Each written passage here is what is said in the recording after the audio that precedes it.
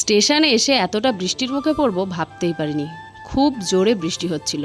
So hello everyone, কেমন আছো সবাই? আবারও একটা মিনি ব্লগে তোমাদের অনেক অনেক ওয়েলকাম আর অনেক ভালোবাসা। বাড়ির থেকেই রেডি হয়ে গিয়েছিলাম আমি, বোন আর মাম্মাম। যাব একটু বেড়াতে। কোথায় যাচ্ছি সেটা না হয় পরেই বলছি। তো দেখো, স্টেশন এসে দেখি প্রচুর আকাশে মেঘ আর হালকা ছিটেফোঁটা তখন বৃষ্টিও শুরু হয়ে গেছে। আমরা যে ট্রেনে যাব সেই ট্রেনটা একটু আগেই বেরিয়ে গেল। তো ট্রেনটা পেলাম না, ওই আর কি, এখন বসে থাকি ট্রেনের অপেক্ষায়। আর স্টেশনে বসে থাকতে কী যে বোরিং লাগে সেটা আর কি বলবো। ট্রেনটা সামনের ওপর দিয়ে চলে গেল। বোনের খুব খিদে পেয়ে গেল, বোন এখানে খেয়ে নিল ঘুগনি, আর এখানে আমি আর মাম্মাম বসে আছি কখন যে ট্রেন আসবে। আর একটুর জন্যই ট্রেনটা পেলাম না।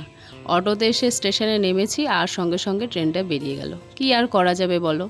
আর অনেকটা সন্ধ্যাও হয়ে যাচ্ছিল। আর এই যে আমরা চলেও এসেছি বাড়িতে, দেখো ভাইয়ের বাড়িতে। আর এখানে দিদি তো ভাইকে পেয়ে অনেক খুশি হয়ে গেছে। দুই ভাই বোন মিলে এখানে এখন খেলা শুরু করে দিয়েছে।